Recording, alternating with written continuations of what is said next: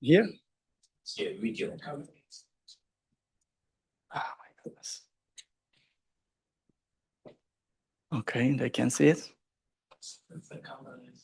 Not working. There you are. Oh, okay. It's here. So, accusations of Islamophobia, a charge that conflates the critique of state-orchestrated religious violence with hostility toward Islam or Muslim communities. The Islamophobia accusations, when deployed in this context or many other, functions less as a safeguard against bigotry than as a mechanism of silencing. We hope that today's talk would provide a context within which we'll be engaging with these competing ideologies and scholarly stances. It is my great honor to introduce today's speaker, Dr. Kamal Soleimani, who is exceptionally well positioned to guide us through these questions and debates. Dr. Soleimani completed his PhD in the Department of Middle Eastern, South Asian, and African Studies at Columbia University in 2014. Dr. Soleimani is a multilingual scholar working across English, Arabic, Persian, Kurmanji, both Sorani and Kurmanji dialect, Turkish, modern Turkish, and Ottoman Turkish, who's also research engaged with Islam, political thought, and modern Middle East. He's currently based at El College de Mexico, one of Latin America's most prestigious centers for social sciences and humanities research. His work engaged deeply with the intersection of Islamic jurisprudence, nationalism, and state power. And he has made foundational contributions to our understanding of how religious discourse is produced, contested, and deployed in the service of political projects, including projects of exclusion and elimination. His monography, Islam and Competing Nationalism in the Middle East, 1876 and 1926, was published in 2006 by Parker Macmillan. And this monograph was translated later into Kurdish, Kurmanji, and Turkish. His most recent book is Kurdish Paradox of Statelessness, Öcalan's Confederalism and Turkification Strategies, was published in 2025. Alongside his books, he has numerous articles published in the Journal of Postcolonial Studies, British Journal of Sociology, Third World Quarterly, Current Anthropology, The Muslim World, Ethnicities, Journal of Islamic and Muslim Studies, Middle Eastern Studies, and many others. Today, Dr. Soleimani's talk is titled Fatwa as a Religio-Political Tool in the Hands of the Modern Nation-State in the Islamic World. A talk that promises to reframe how we understand the relationship between religions, authority, and the state sovereignty in the Middle East. Please join me welcoming Dr. Soleimani for his talk.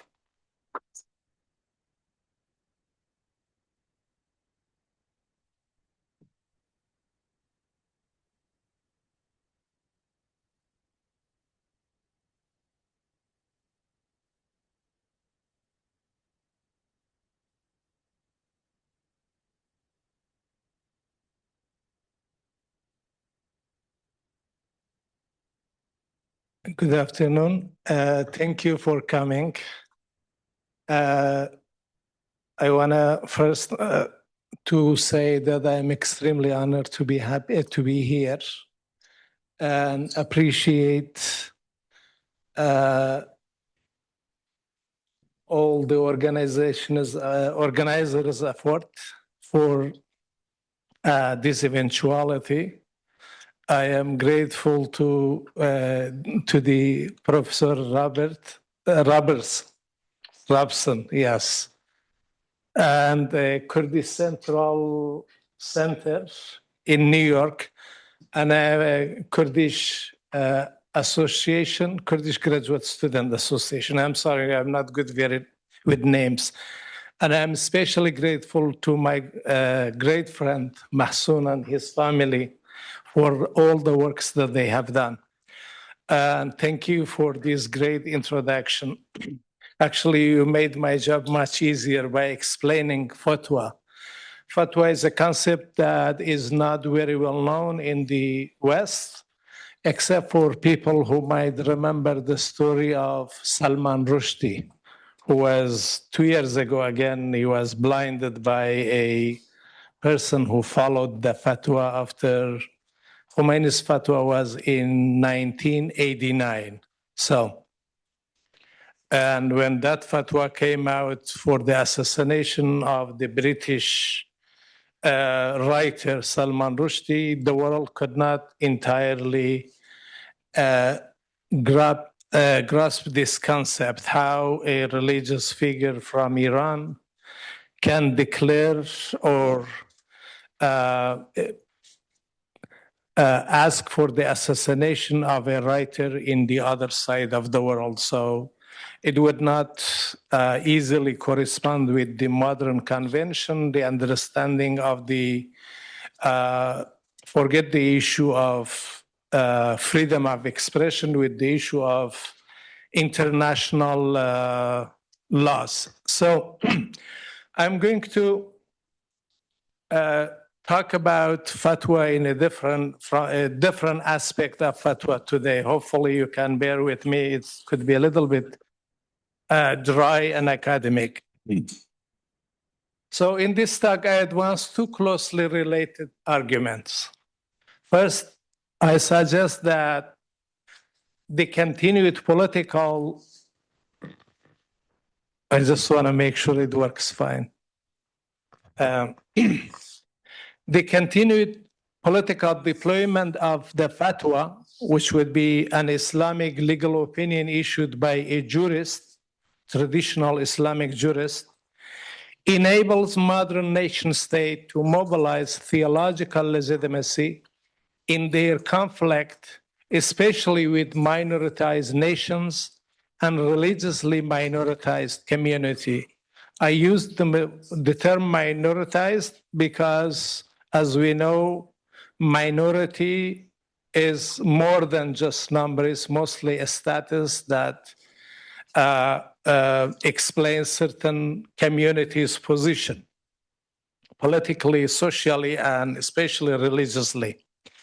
Second, I argue that as long as the fatwa remains as an operative source of political and legal legitimation, such states, like mostly in the Islamic world, cannot be meaningfully described as secular, such as the case of Turkey, nor they can claim that religious identity does not affect the citizens' legal equality, because it shows that the confessional identity is a significant factor. Sovereignty may appear modern in its bureaucratic, constitutional, and territorial forms, yet it continues to operate through hierarchies of recognition that privilege certain religious identities while subordinating others. This dynamic becomes especially visible in post-1979 revolutionary Iran, when the mobilization of fatwa-based legitimacy underpinned the early suppression of the Kurdish political claims. To understand the durability of this phenomenon, the fatwa phenomenon, it is necessary to situate fatwa-based authority within a longer historical genealogy rather than treating it as a residual survival of pre-modern legal culture. Systems of legal recognition grounded in discretionary religious judgment, shaped by communal prestige, political proximity, and socioeconomic hierarchy, have persisted into the modern era in reconfigured institutional forms. Various scholars like Maxim Robertson, Wael Hallaq, and Quran have talked about this. Contemporary fatwa issuing bodies, whether state-sanctioned or autonomous, retain key features of classical juristic authority, even as they are incorporated into bureaucratic governing structures and nationalist state-building projects in the Muslim world. Although such institutions might selectively engage modern legal theory, institutional human rights discourse, and secular conception of legal personhood, which is very important and key issue. Fatwa-based reasoning continues to differentiate political subjects through confessional and moral hierarchies. Consequently, while the modern nation state presents itself as a universal political community composed of formally equal citizens, the persistence of juristic verdicts grounded in theological epistemologies generate an enduring structural tension with the constitutional ideal of religiously neutral citizenship. These tensions become most visible in contexts where fatwas are not merely tolerated as informal religious guidance, but are either explicitly institutionalized or indirectly incorporated into structures of state authority. Modern Muslim majority states, particularly those organized through sectarian political hierarchies, which could be applicable to many because of the many of them, in addition to non-Muslims, they have Sunni and Shia. Modern Muslim majority states, particularly those organized through sectarian political hierarchies, have repeatedly sought to centralize juristic authorities through bureaucratic bodies such as Darul Ifta in Egypt, Saudi Arabia's Council of Senior Scholars, Turkey's Diyanet İşleri Başkanlığı or Directorate of Religious Affairs, or Awqaf and ministries of religious affairs founded across many Muslim countries. Yet, this administrative domestication of ifta, or the issuance of religious verdicts, has precisely because of its grounding in confessional forms of authority, remain unable to generate conditions structurally compatible with genuinely non-confessional citizenship or religiously neutral conception of sovereign authority.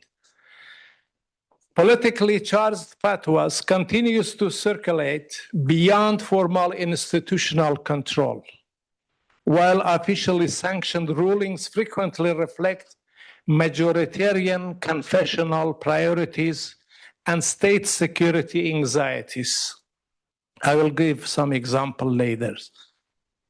Rather than displacing pre-modern doctrinal formations and juristic epistemologies, bureaucratic management has often intensified their incorporation into modern state power, thereby expanding their political utility in the regulation of sectarian, ethnic, and nationalist conflicts. The political consequences of this bureaucratic incorporation become especially visible beyond the Iranian case, even in supposedly constitutionally secular context such as Turkey, where religious guidance produced through the institution of Diyanet, or the religious affair, is formally integrated into practices of state governing and can shape the administration of minoritized population, like the Kurds.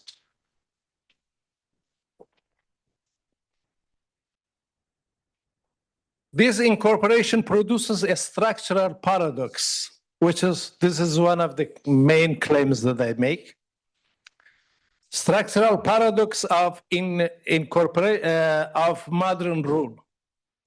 Administrative regulation formally constrains juristic autonomy while simultaneously amplifying the political reach of religious verdicts by embedding them within the operational rationalities of state power. Fatwa issuing bodies thus function as mediating sites through which theological legitimacy can be translated into technologies of governing, or in Foucauldian terms, into modalities of religious governmentality. So religious reasoning may accordingly be mobilized to justify differentiated inclusion, conditional protection, or coercive intervention. A striking illustration appears in Article 14 of the Constitution of the Islamic Republic of Iran, which frames non-Muslims, especially Christian and Jews, as conditionally protected subjects whose rights depends on their abstention from, quote, conspiracy or activities against Islam and the Islamic Republic, unquote. Here, the presumption of civic equality is displaced by a logic of theological suspicion, that records religious differences as a potential security threat. Within this institutional and discursive configuration, fatwas are reconstituted as instruments of sovereign legitimation.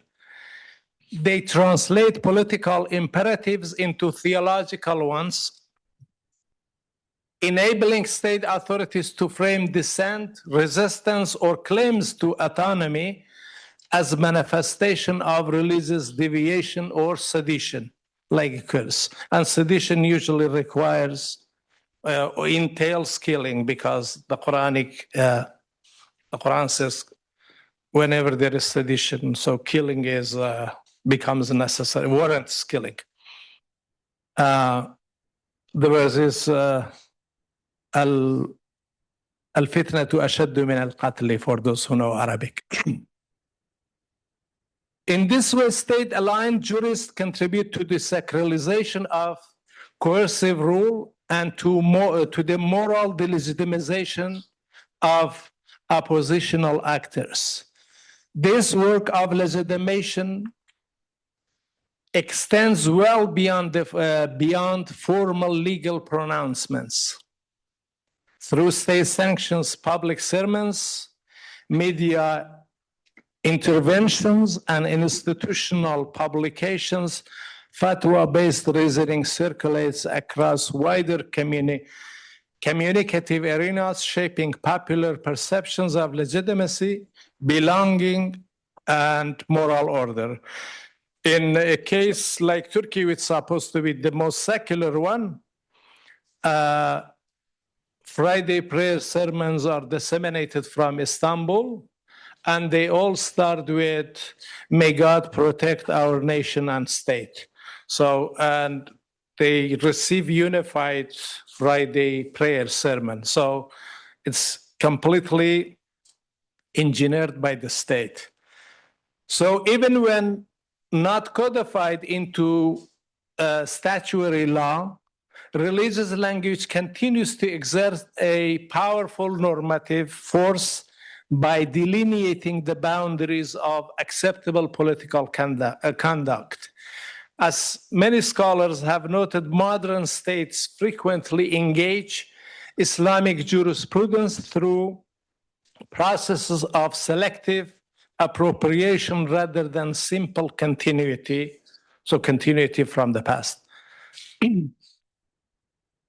By embedding juristic authority within national legal and bureaucratic frameworks, they enhance its strategic value, allowing coercive and security-driven policies to appear as expression of historical authenticity and normative obligation rather than contingent exercise of power.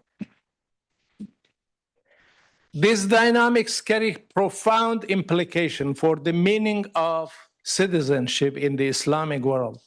When boundaries of political belonging are mediated through religious categories, the promise of formally equal civic status becomes contingent upon alignment with dominant theological narratives. Religiously minoritized communities may therefore find their claims to recognition filtered through interpretive frameworks that privilege communal cohesion, which goes with the modern days nation-state identity formation.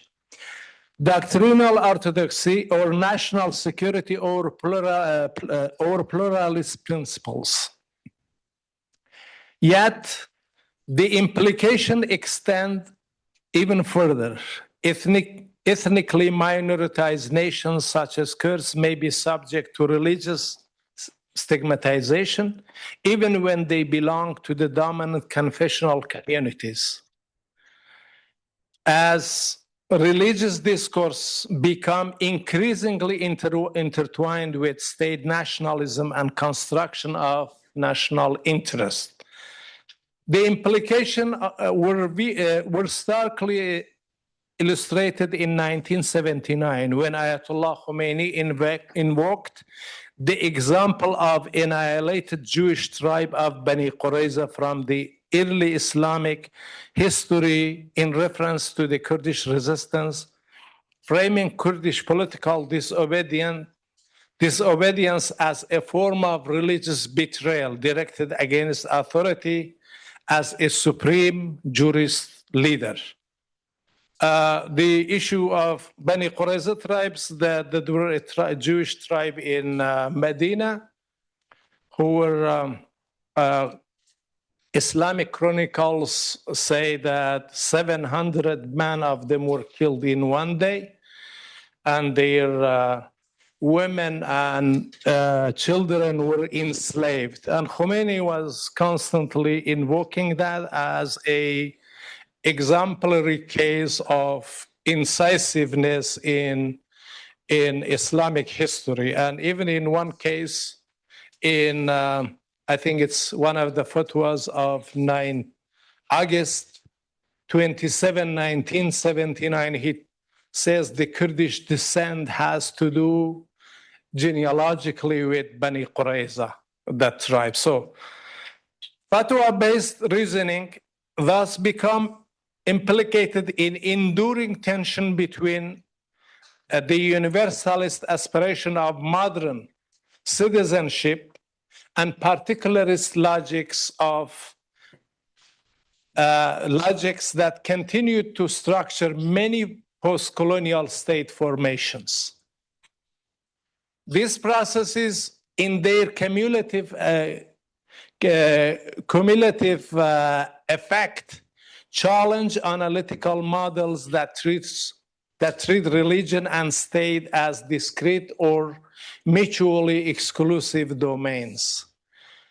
The persistence of the fatwa within modern political orders instead points to complex dynamics of mutual refraction, through which theological reasoning is reshaped by the imperatives of sovereignty, nation building, and social control.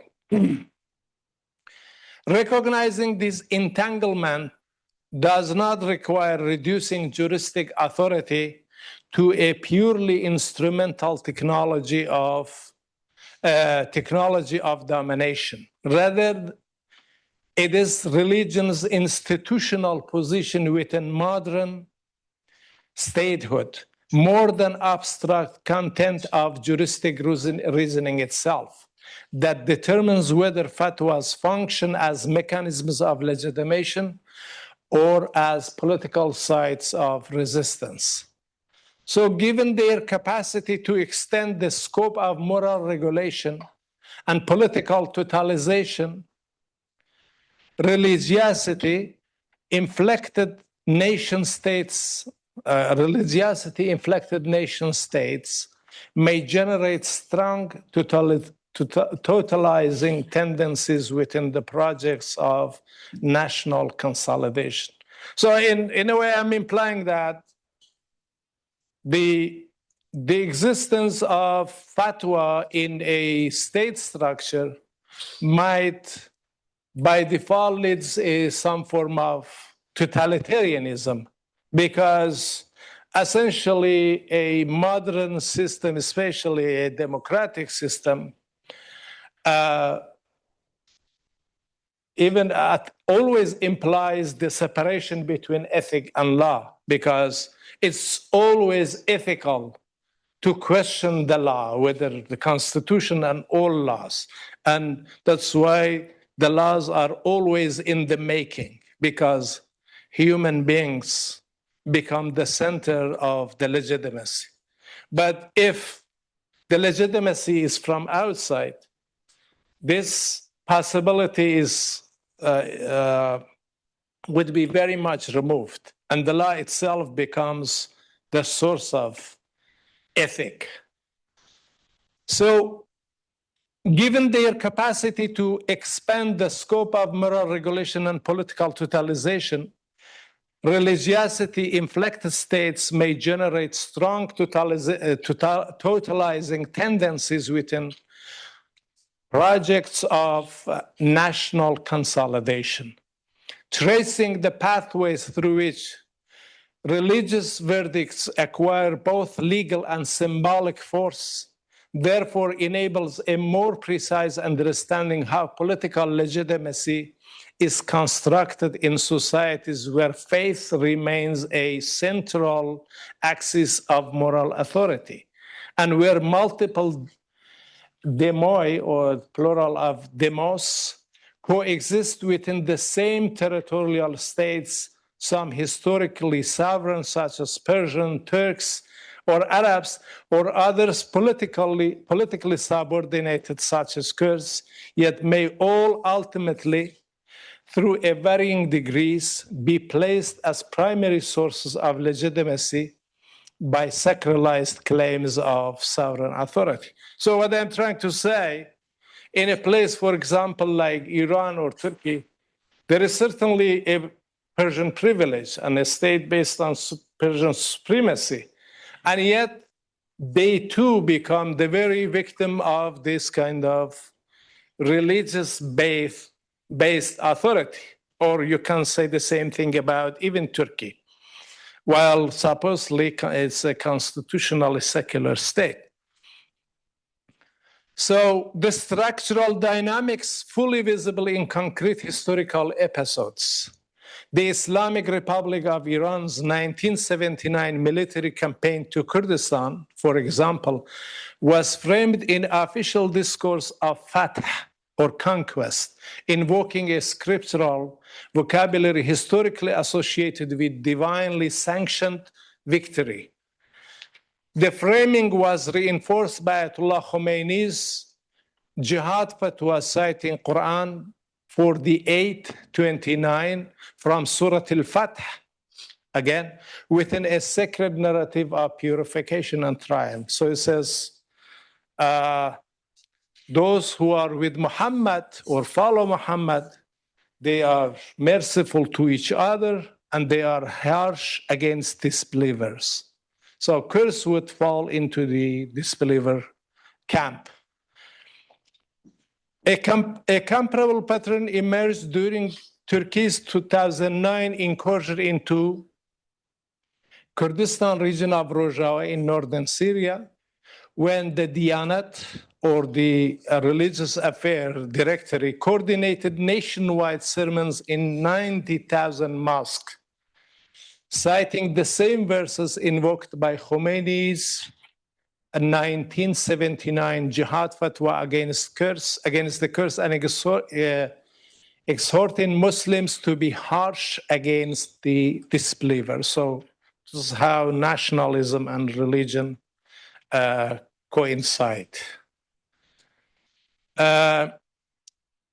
In that political context, such invocation accompanied by state narratives portraying Kurdish forces as existential religious and national adversaries. So this episode illustrates how fatwa and related religious pronouncement may function not merely as juristic opinions, but as technologies of theological legitimation through which modern states' military violence is rendered morally resonant and spiritually authorized, often in tension with claims of universal national subjecthood, secular legal norms, and international human rights frameworks. Against this broader institutional and discursive pattern, the early Islamic Republic of Iran offers a particularly concentrated instances of political deployment of fatwa-based authority. Here, religious decree functioned not primarily as devotional guidance or interpretive jurisprudence, but as a decisive mechanism through which a revolutionary state mobilized theological legitimacy to suppress a minoritized national population. In the above-mentioned August 1979 jihad fatwa issued at a formative moment in the consolidation of the post-revolutionary sovereignty, Ayatollah Khomeini declared holy war against Kurdistan in response to Kurdish demand for autonomy. So a religious response to a political demand. Certain forms of state decentralization and linguistic and political recognition. Kurdish political organization had initially supported the revolutionary transformation of the state, anticipating the possibility of a democratic self-rule. Their subsequent refusal to endorse the emerging theocratic constitution, there was a referendum, however, was reclassified not merely as a political dissent, but as a resistance to the divine order. Through this juridico-theological reframing, constitutional claims were moralized as apostasy and aspiration for autonomy recorded as sacrilege. The declaration of holy war was followed by large-scale military campaign involving both regular army units and newly consolidated revolutionary forces. What emerged was therefore a sacralization of sovereign violence through which the boundaries of political belonging were redrawn in explicitly theological terms. Comparable dynamics appeared in other campaigns against Kurds during the Iraqi regime's genocidal operation in the late 1980s. The state military campaign itself was named Al-Anfal after the eighth chapter of the Quran, the spoil of wars. The spoils of war would be Al-Anfal. It's the name of one of the chapters of the Quran. Thereby embedding military violence within a scriptural vocabulary historically associated with divinely sanctioned victory and wartime appropriation. In this framing, Kurdish territories and populations were implicitly situated within categories associated with the spoil of war. The campaign destroyed thousands of villages and killed approximately 182,000 Kurdish civilians. This is according to the Human Rights Watch report. Kanan Mekki is a well-known scholar and so he was opposing the Saddam state. He has a site called Mudhakkarat online and talks about 500 500,000 Kurds that were killed in Al-Anfal. So there are various figures depending on who the source of. Kanan Mekia's figures are mostly based on the state's document or official documents. Despite the scale of violence, Iraqi state-controlled religious institution did not publicly, I don't think even privately challenge the campaign, while brother Arab nationalist Islamist circles offer little opposition as well. So some prominent religious authorities expressed support for Saddam Hussein during the period. Sheikh Jad al-Haq, Ali Jad al-Haq, Grand Imam and Mufti of Al-Azhar, the Islamic University in Egypt, for example, praised Saddam Hussein's role in defending the Arab and Islamic world during the Iran-Iraq war. And actually, I remember the Arabic quote that was rendered in journal, Iraqi journal Al-Ba, which says, الرئيس صدام حسين حريص على أن يعلي راية الإسلام عاليا. President Saddam Hussein is eager to hoist the Islamic flag in the highest position possible.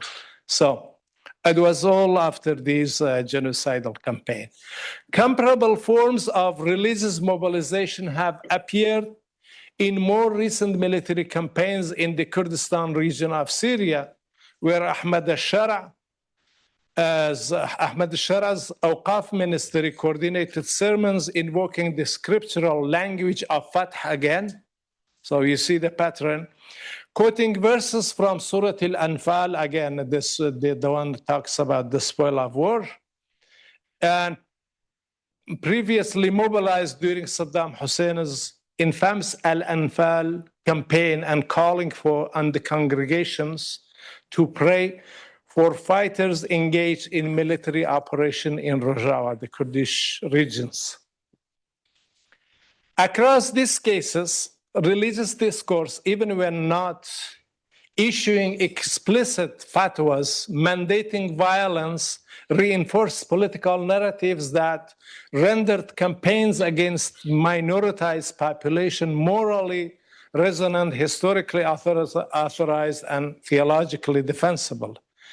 Returning to the Iranian case, as an exemplary instance, the fatwa transformed a political struggle into juridico-theological confrontation.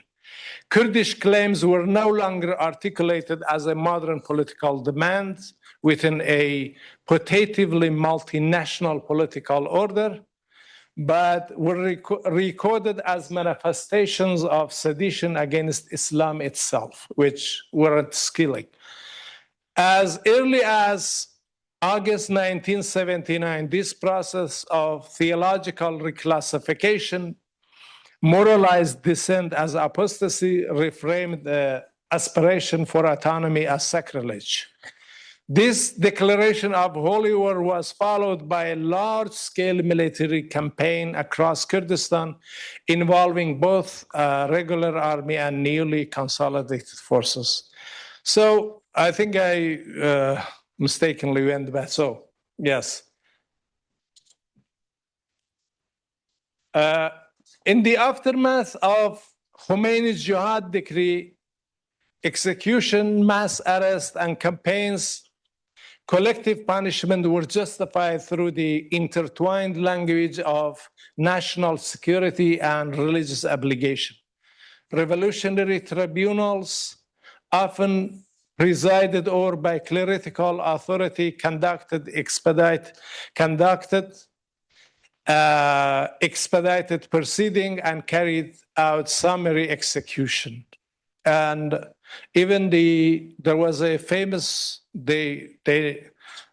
judge, usually remembered as execution judge Khalkhali. It's famous even the famous for saying, kill this person. If he is innocent, he goes to paradise. If he is guilty, he will go to hell. So it was a very easy way to figure out who is who. So political violence thus acquired a judicially sanctioned theological mandate that collapsed the distinction between enforcement of state law and fulfillment of religious duty.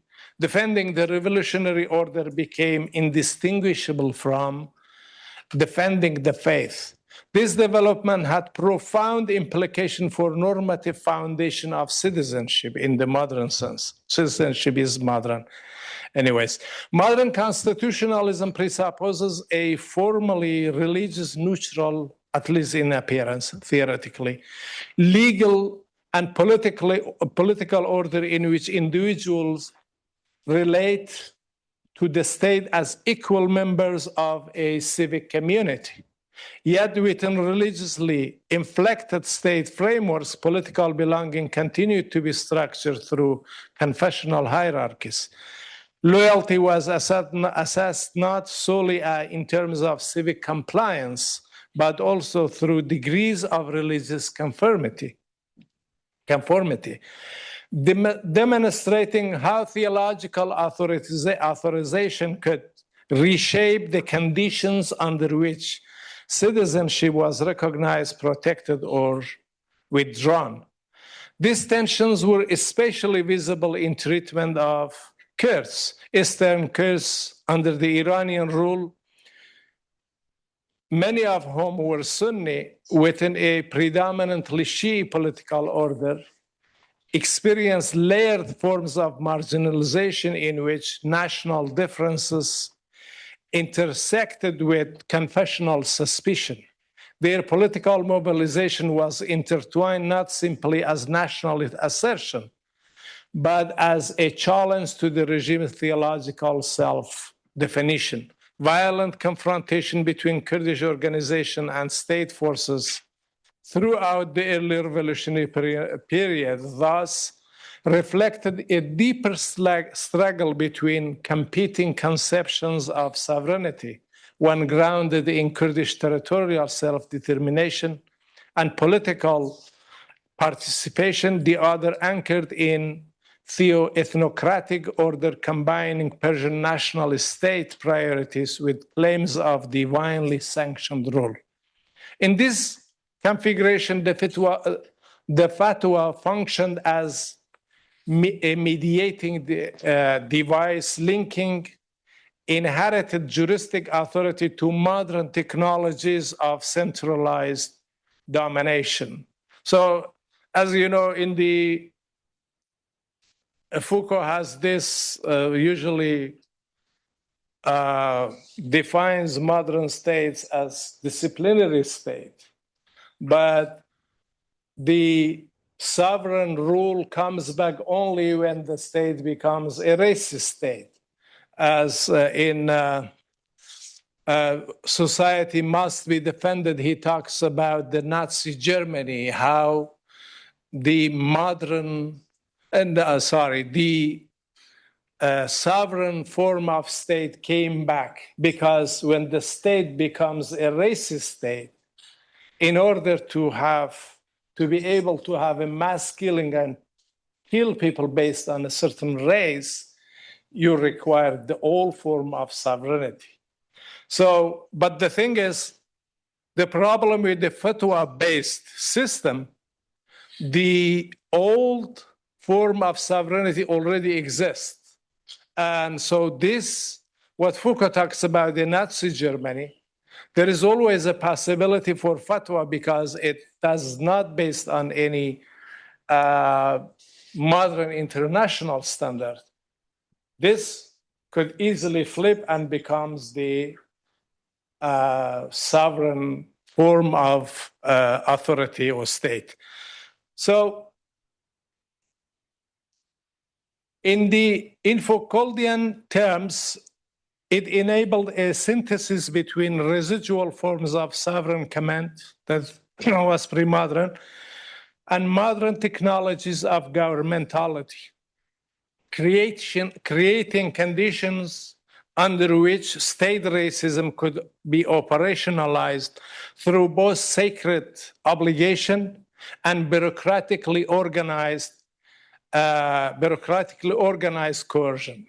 The vocabulary of jihad furnished moral authorization for the deployment of tanks, aerial bombardments, and mass mobilization, transforming military violence into an act of a religious necessity rather than political contingency. The consequences were profound. Large-scale repression, forced displacement, and prolonged militarization reshaped the political and social landscape of Eastern Kurdistan under the Iranian rule. Kurdish resistance movements were weakened, fragmented, or driven into exile. Yet, repression also generated a lasting transformation of political consciousness. The memory of this period became constitutive of Kurdish collective awareness,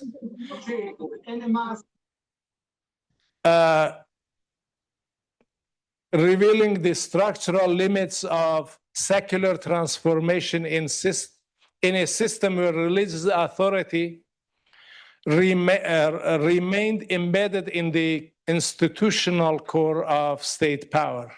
The Fatwa thus functioned not only as an instrument of suppression, but also as a moment of epistemic exposure, clarifying the operative nature of sovereignty confronting Kurdish political aspiration. Just a little bit left. The exposure allows Khomeini's 1979 fatwas, there were series, to be grasped in their broader theoretical significance. One, incorporated into state practice, they operated as instruments of sovereign decision in a sense comparable to that theorized by Carl Schmitt, which it would be the sovereign decision.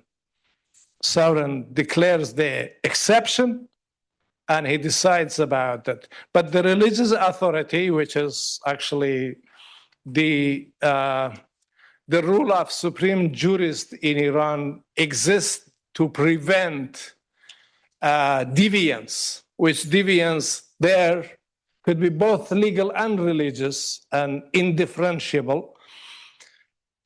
He is always in that position to declare the state of exception. And the state of exception would be both politically and religiously justified. So, dissent, ethno-national identity, and sectarian differences were progressively rendered indistinguishable categories of threat. Far from representing exceptional rupture in the Schmittian way, the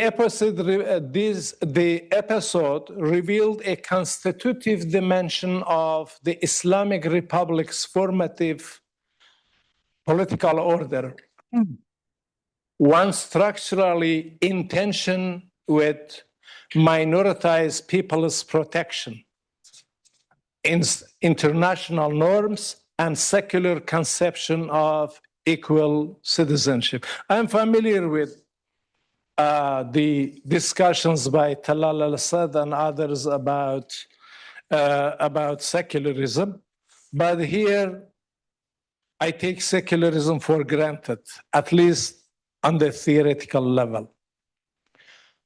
What was at stake was not merely the episode of suspension of constitutional norms, but the systemic subordination to a regime of theological exception in which legality becomes inseparable from divine authority as embedded in the supreme jurist. In this process, fatwa historically situated within a plural juristic field in the Islamic tradition, was absorbed into a centralized apparatus of the modern nation state and converted into an instrument of sovereign command, no longer addressed primarily to the ethical conscience of the religious follower, or muqallid in the Iranian term. It became an enforceable directive legitimated not through interpretive plurality, but through the state's claim to transcendental representation, because the supreme leader has this claim. Sovereignty granted in such authority tends toward closure, particularly in encounters with political alterity, which would be represented by the court. From this episode emerged a broader critique of modern Islamic ethno-theocratic sovereignty. I use ethno-theocratic because you have elements of ethnicity, nationality, and religiosity. So there is a theocracy, but this is ethno-theocratic. So that's why I can explain later in the Q&A session. From this episode emerges a broader critique of modern Islamic theocratic sovereignty and of the fatwa's transformation under state's condition. Rather than receding with institutional modernization, juristic authority was recognized, reorganized, and intensified through its incorporation into state structures. This convergence of pre-modern interpretive authority, which fatwa in itself is a pre-modern interpretive authority of the religious law or the religious canon, with modern coercive capacity produces a theological paradox. The religious state does not eliminate mediation, but it deepens it. I don't know if you have read On the Jewish Question by Marx. So he talks about how a Christian state replaces Christ, Jesus. So it becomes the very mediator. So in Christianity, Jesus himself being a mediator, but when you have a Christian state, it replaces the Christ and takes actually this very position. So I am kind of using this, his insight here, borrowing it. The religious state does not eliminate mediation, but it deepens it, repositioning itself as the decisive intermediary between divine command and worldly order. So in this respect, the political form approaches what Marx anticipated in his reflection in that book on political theology, a condition in which the state assumes quasi-theological functions. Sacred exception is translated into sovereign law and transcends into administrative violence. The Kurdish experience, therefore, serves not only as indictment of a particular regime, but as an analytic warning about political order in which dissent is recorded as heresy. And certain lives become structurally unmournable, as Judith Butler would call it, ungrievable bodies. This raises a fundamental theoretical questions that may extend beyond systems in which fatwa authority and claims to secularity are explicitly conflated to right-wing states across the world that seek to justify their rule through appeals to the traditional ethical orders nourished by religiosity. Actually, this I'm trying to say, although the cases are different, but generally the rise of right-wing lastly in the recent year, I think they generally have the same tendency because they justify their behavior and conduct and a rule based on traditional law, which the traditional morality and ethic, which the very invocation means that we have to submit to it without justification. So, which again, essentially would be against the idea of democracy, which is centered on the authority of the people rather than any pre-given sources of legitimacy. So, can a political order meaningfully be described as secular when religious decrees or moral religious mores retain the capacity, formally or informally, which would be mostly in the Western right-wing states, to designate enemies, authorize violence, and delimit the boundaries of citizenship based on, you can go to the traditional morality.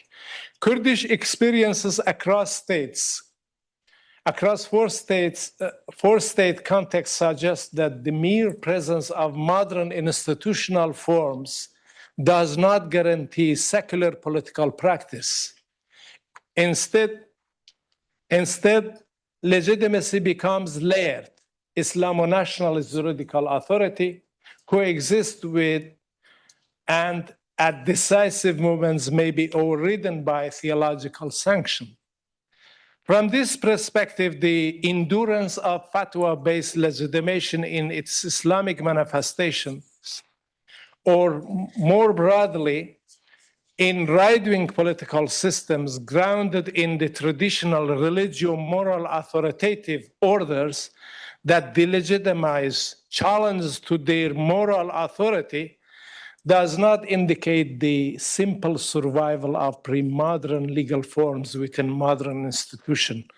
Rather, it points to a distinctive modality of modern rule in which administrative rationality and theological justification reinforce one another. In contrast, democratic political orders are characterized by sources of legitimacy that remain structurally open to the contestation and must be continually justified rather than presupposed. I'm borrowing this insight from Claude Lefort, the French philosopher. He says, in democracies, what is mostly questioned is the legitimacy itself. So in a democratic system, when you say something is legitimized or legitimate, you have the right to question the very idea of legitimacy or the source that guarantees the legitimacy. So this is what makes it democratic, that legitimacy itself can be questioned, which again, it puts human being before the systems, before the laws and everything, and especially human beings as a collective concept. I'm talking about on the theoretical level, not what's going on in practice. So, in contrast, democratic political orders are characterized by sources of legitimacy that remain structurally open to contestations and must be continuously justified rather than presupposed. Configurations of sacralized authority, by comparison, stabilize power through appeals to norms that resist interrogation. You can see it in the Trump era here easily, or maybe Republicans mostly defend this kind of way of imagining the political.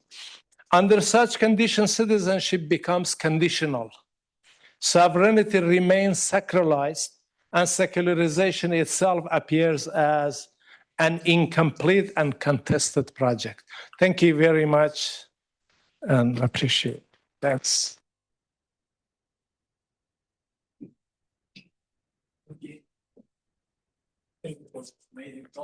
Anyone has any comment? You want to move there? We can, yeah, sure. Any questions? Any comments? I have a, maybe you, can you hear me? Use the mic, people would hear you better. Yeah. Can you hear me now? Yeah. Thank you so much. My name is Aslam Kakar, and thanks to Masoon and the Kurdish Studies Association and all the organizations that supported this.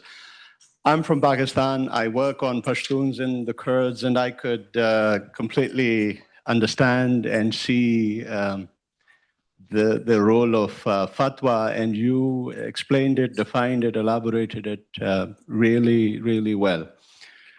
You mentioned Talal Asad, and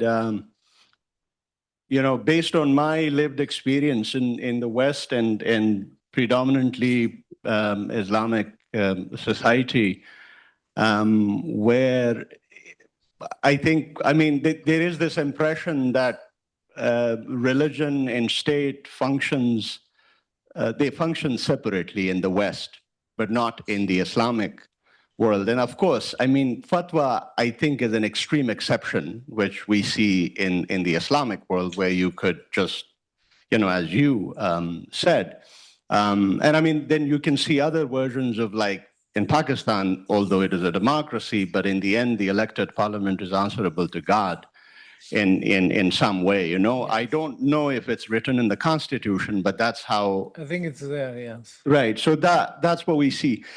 But I guess my question is, like, it seems like we are exceptionalizing the Muslim world is a place and with rulers who, it's the only place where we see the religious invocation or the invocation of divine authority, but not in the West. But to go back to Talal Asad, he makes the argument that there is no such thing as the separation of state and church, or state and religion, right? But in the West, maybe it's not in the Constitution. It's not in the Constitution. I can't say for a fact, but it's not in the Constitution, but we see it on rise. We see it in the so-called democracy in Israel, right? Like they're using a different language, but they're also invoking divine sanction and authority and so on, and doing whatever is it that they're doing. So I think my question is, like, how do we balance, or how do we talk about this essentializing one place or exceptionalizing one place, and then sort of leaving out the other, where we can see now, Pete Exet and the videos are coming out. Like there's this whole sanctioning by, waging these wars with the support of Christianity and that belief. So I don't know, how do you respond to that? No, thank you very much. Actually, this is a very, very important question. I think, does it work? Move to here. I think the camera is. Oh. I'm sorry. It's working now? Okay. Thank you very much for this question. It's really important. And I hopefully am able to answer it. I think there is a significant historical and legal difference when you compare a place like Western European countries and the United States. There is a tradition, there is an accepted tradition, and there is also a theoretically accepted idea that the state and the religion should remain separate. It means we are talking about at least 300 of fight in the West to make this legally and theoretically defensible, which when you compare, and actually this is one of the reasons that in Israel they still don't have a constitution. Because if they have a constitution and talk about Jewish state, the term Jewish becomes a paradoxical thing. So Jewishness is an identity or a religious concept. So this is one of the reasons that they don't want to have a constitution, because they don't want to be recognized as a non-secular state. But at the same time, if the state becomes a Jewish state, they cannot easily say that Jewishness is not a religious identity. So, and I think even this is very important for many of us who live in countries like Turkey, Iran, and Saudi Arabia, that even secularism is considered as disbelief and kufr. And for many Muslims to talk about a state neutrality, even on the theoretical level, it's considered as sacrilege, a irreligiosity. So there is certainly what I had courses with Talal Asad, and Gillan Najjar, who are their close friends, was my advisor. So I am very much familiar with this discourse. And it's very important that the idea that the secularity cannot exist without imagining religion. So this is very important.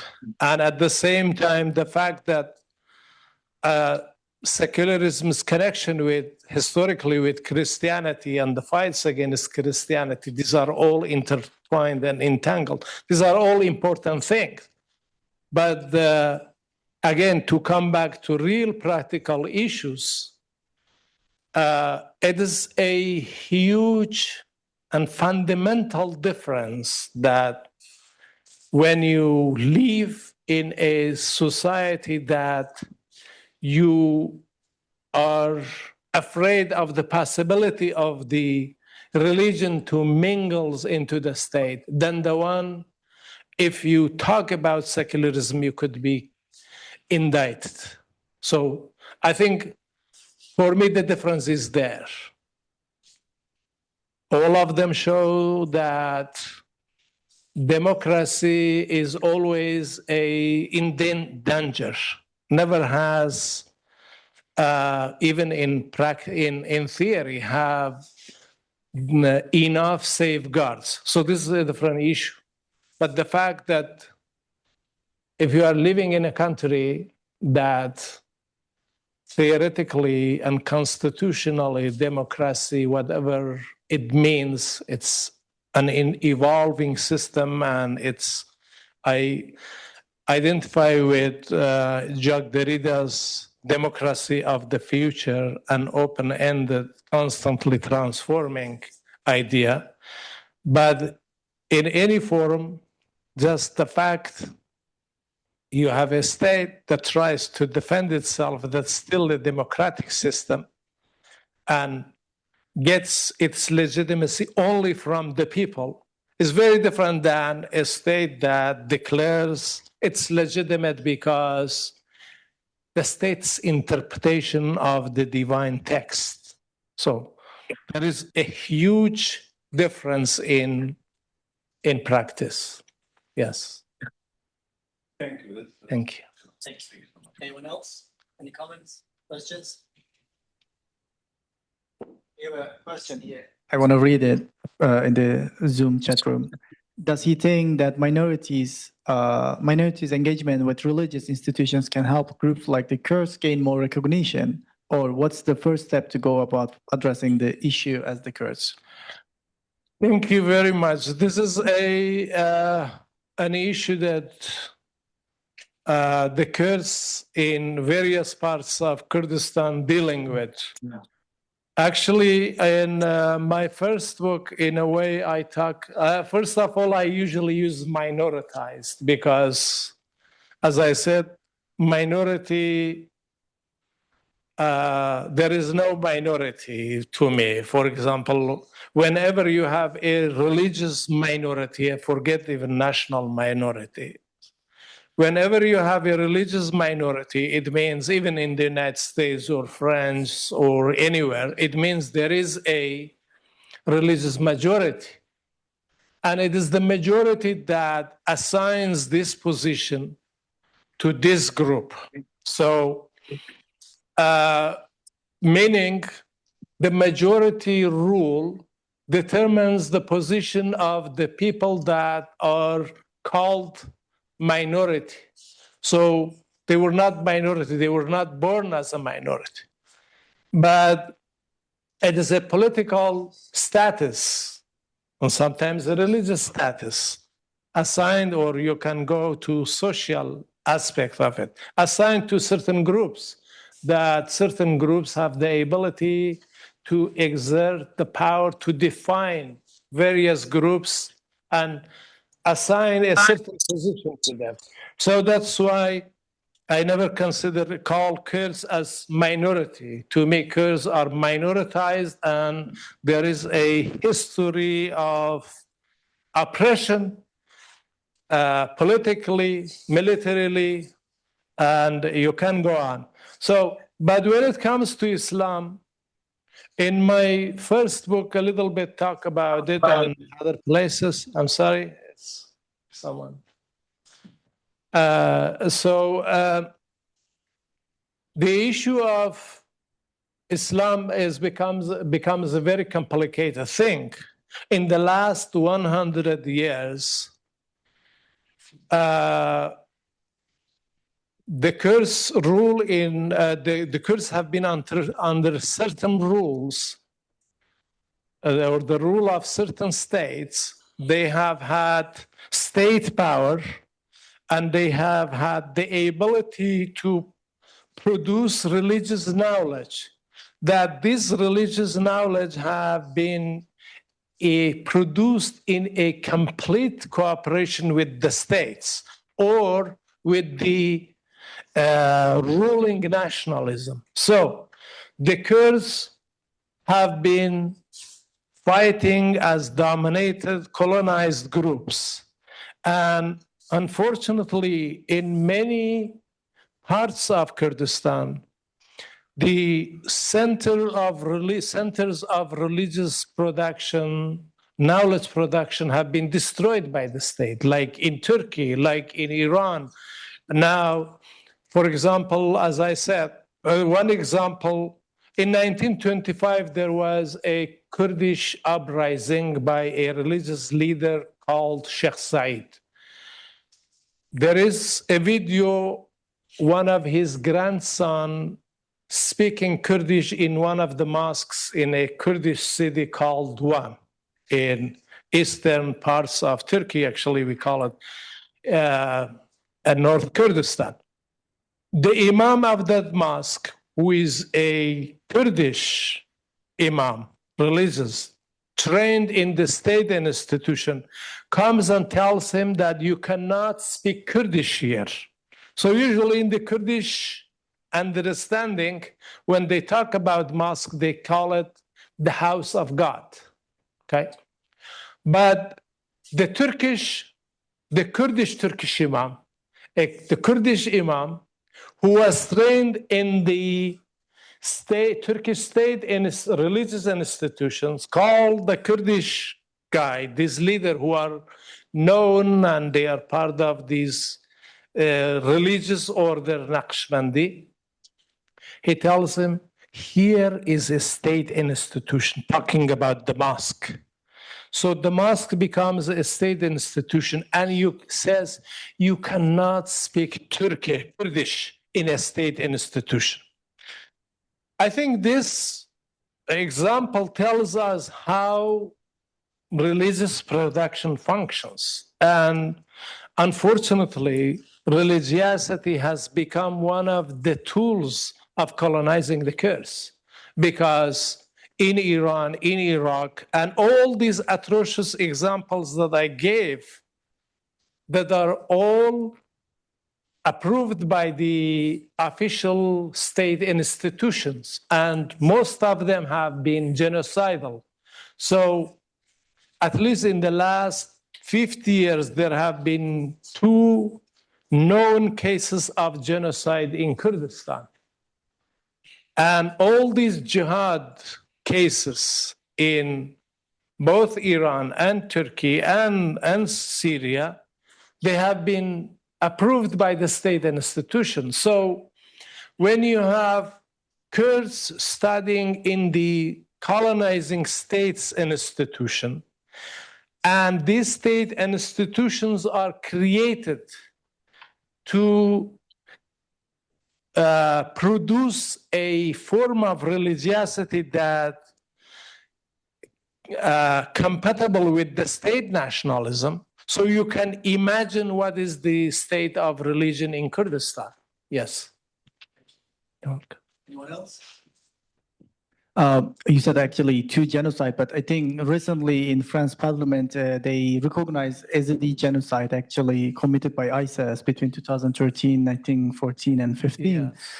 But this case is interesting because you are talking in the academic relationship with the state and how state is incorporating a religious discourses. It's within its sovereignty, but there we have non-state military and political and religious power and entity, which is ISIS, Islamic State. And again, it is like Iranian revolution or Saddam Hussein or Bashar al-Assad's Syria targeting the Kurds, Yazidi Kurds, based on their not only ethnicity but religious affiliation.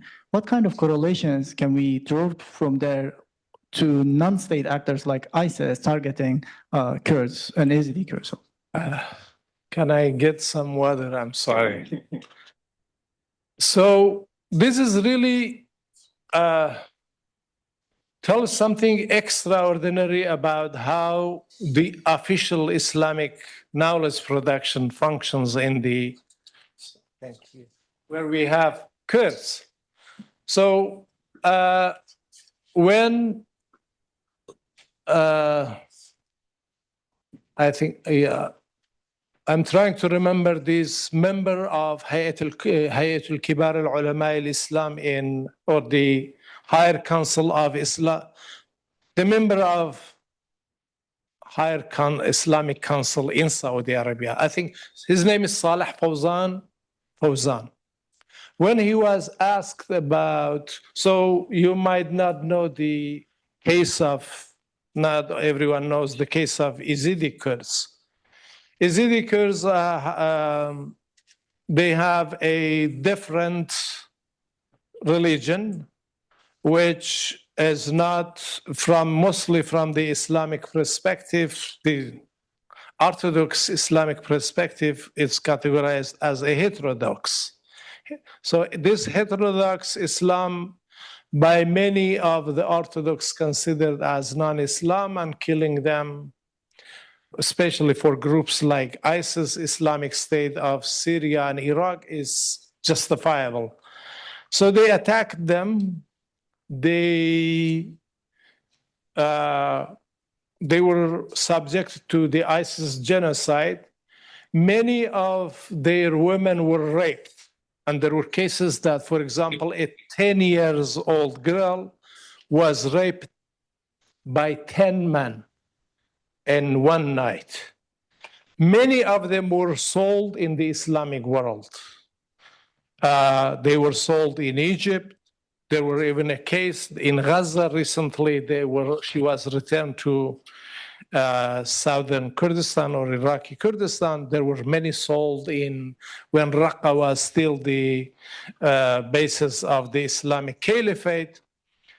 They were sold in Jordan, in Saudi Arabia. And this was at the same time the case during the Iraqi genocide, Al-Anfal, that were many Kurdish women sold into defense. So when this member of Islamic Council in Saudi Arabia asked about this practice of enslaving women and selling them was okay. He said, yes, sabaya exists in Islam. This practice is Islamic. So when you think about it, I mean, it's baffling. I mean, it never occurs to him that, for example, ISIS trying to defend or separate ISIS from Islam, trying to create, okay, no, this is a group that is rogue, that doesn't follow Islamic rules. This is not even occurs to him. And he's officially in this Fatwa Council in Saudi Arabia. What does he do? He answers whether what ISIS did to the Kurdish women was according to the Islamic laws or not. So, in a sense, it tells you that the many aspects of the traditional Islamic juridical thinking and tradition support this kind of ideas. And the fact that only when you declare a group as non-Muslim, and this declaration enough would be sufficient, and then to enslave their women and kids is not something that that they would be against it, because in the Quran itself there is no rule against it. So, for example, the idea, there are many verses about ما ملكت أيمانكم or ما ملكت بأيديكم, the one you passes with right hand, did exist. And there is no verse in the Quran that would abrogate this. So the fact that this practice does not exist, it has only to do with the fact that the practice itself in the modern societies is not common. So there is really no religious injunction, at least in the Quran, against this. So what I'm trying to say, the existing sources and the existing way of interpreting these sources still remain in many ways from the pre-modern era. The fact that the way wars were conducted, and when there was a war, so men would be slaved, women would be, so you can sleep with as many women as you can. For example, there is a verse called Mu'minun. It says, قَدْ أَفْلَحَ الْمُؤْمِنُونَ. They saved, or the ones who received salvation, faithful. Who are they? Enumerates a number of characteristics. One of them is وَعَلَى فُرُوجِهِمْ حَافِظُونَ. They protect their genitalia except against their wives and مَا مَلَكَتْ أَيْمَانُهُمْ, what they have possessed in the war. And there is no limit. And it's not even required to have a ceremony for marriage or anything. So, I mean, I think it's the theoretical and the tradition is there. It only requires reactivation. Yes. Well, thank you. Thank you very much. It's already 5. If you don't have any question or comment, thank you very much, Dr. Soleimani. Do you have something, Aslam? One thing. I have always, Thank you. It seems to me that these states in the Islamic world, I mean, from Pakistan to Iran to Turkey and so on, the claim to statehood and identity and sovereignty and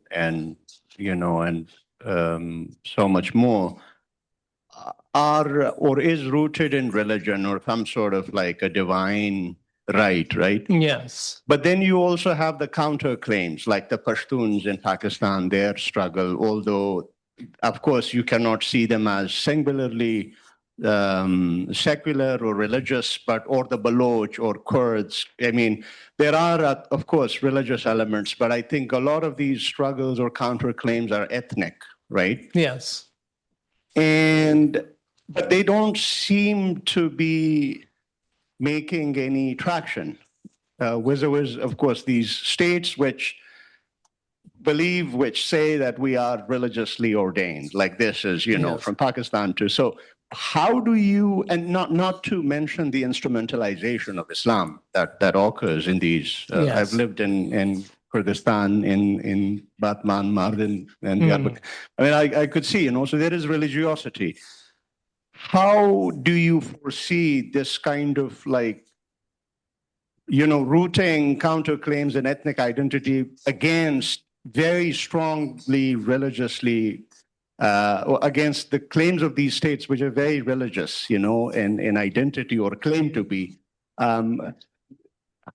Where is resisting those kinds of identities even possible without, one of the dangers, for example, for Pakistan as we are speaking, is that the Taliban might become a very strong Pashtun nationalist movement. Yes. So the claim Iqbal Ahmed is said to have, he said once that under their skin is a very strong Pashtun identity. So and in 10 years, Pakistan might be bringing upon itself a very strong Pashtunistan movement. And I don't know, how do you see, the use of the instrumentalization of religion by ethnic groups also? Yes. So the thing is, actually, my first book is all about these issues, but from the Kurdish perspective. Actually, before there was any formidable nationalist figure in Iran, let's say in 1880, there was a Kurdish uprising. And this Kurdish uprising was led by a religious sheikh, Naqshbandi Sheikh Ubaidillah, who Robert Spears writes a biography of a American doctor who was in a religious mission, but it's a very interesting biography. Calls him the third figure in the Islamic world after the Abdul Hamid, the Caliph of the Ottoman Empire, and the Sharif of Mecca. So would be the third important religious figure in the entire Islamic world, this Kurdish sheikh.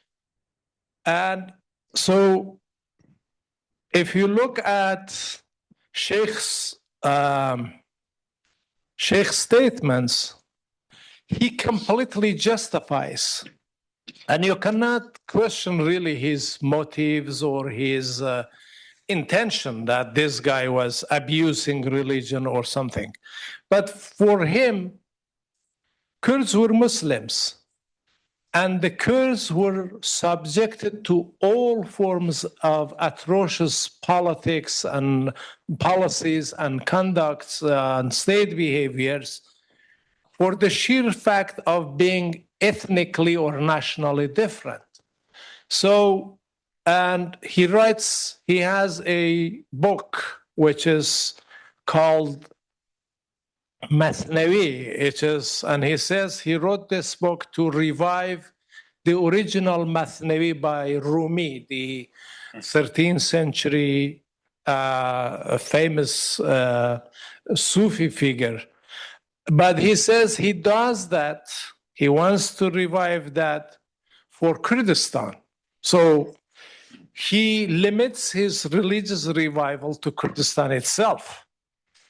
And religious revival becomes a nationalist project for him. And there he says, and he writes a statement, actually he says, he tells British authority that they should support Kurdish independence because Kurds are linguistically, culturally, and religiously different from both the Ottomans and the Iranians. So he actually religiously would be their Shafi'i school of law, but it's in the translation, I think it was completely missed that whether it's madhab or the denomination or the religion itself. But in the poems he has written, it's about 400 couplets about Kurds. There he talks about distinct religiosity of the Kurds. And he thinks that the Kurds are religiously superior to both the Ottomans and the Persians. And he says, these are all munafiq, meaning just hypocrite. They are not really practicing religion. Only in Kurds you can find the right form of religiosity. And he has a poem, he says, the Kurds, K stands for Kamal, perfection, and Rab for Rushd, which be the maturity, and Dal for Din, religiosity. So the Kurds, even their name represents a complete form of religious perfection, something like this.